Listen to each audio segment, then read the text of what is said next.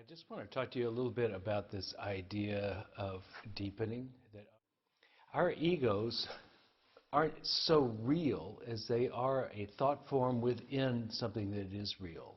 Within consciousness, within the totality of who you are, there is this thing definitely there called the ego.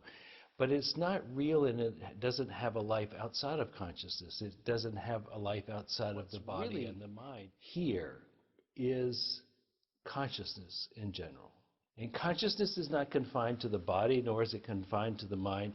It is this awareness, this wisdom. It is essentially the foundation of everything. This consciousness is what is the basis of all existence. And inside that consciousness, there was a thought form that happened, and that thought form says, oh, I'm separate from everything else. I'm not. When our ego dissociates so much from the grand consciousness around it and thinks of itself as so separate and isolated, then it tends to flop around. It tends to look foolish because it's out of its elements.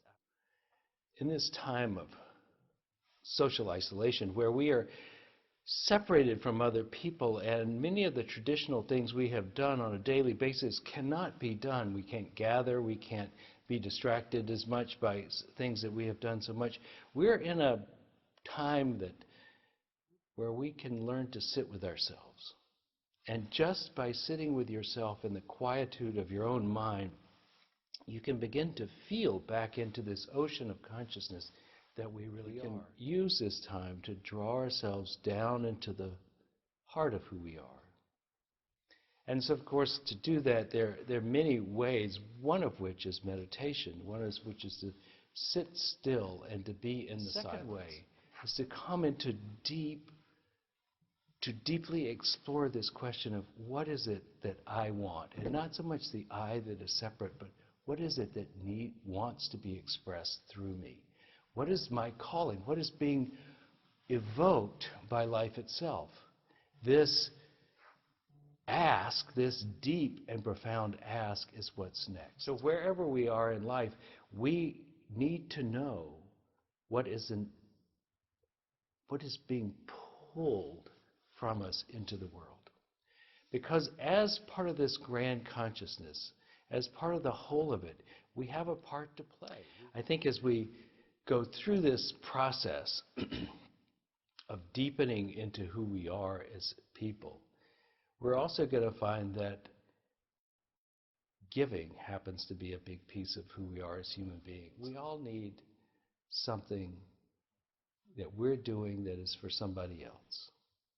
When we think only of ourselves, one of the things that happens is, first of all, I think it shrinks our world.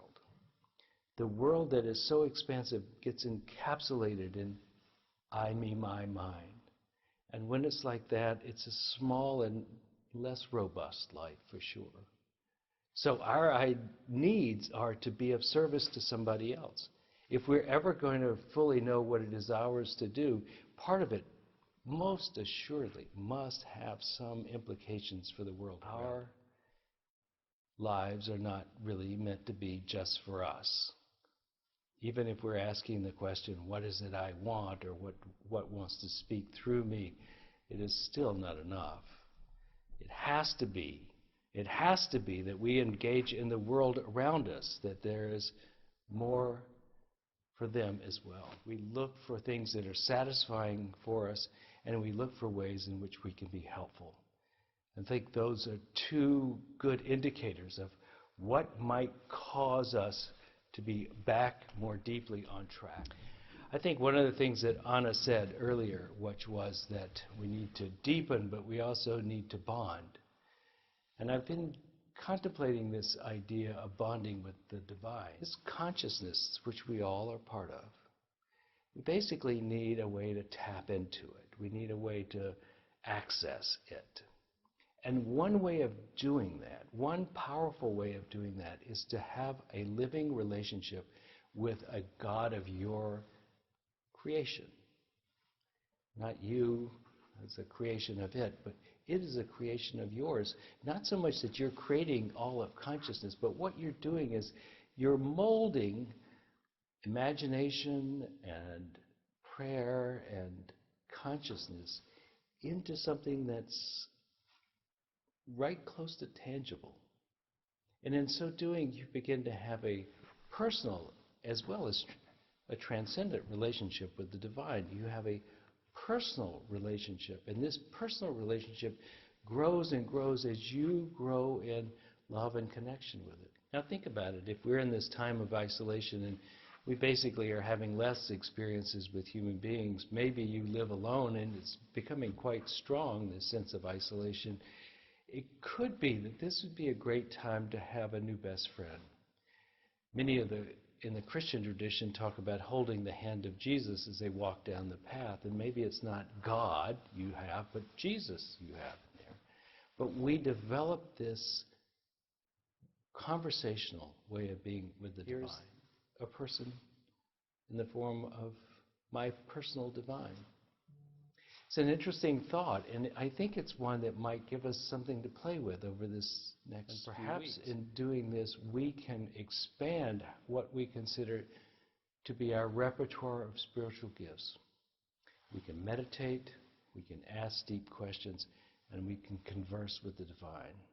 And in so doing, we expand who we are spiritually. It prepares us for doing greater things in the world, but it also prepares us for knowing ourselves. Next week when we come together, I could see us learning how to expand our world and our influence without ever leaving home.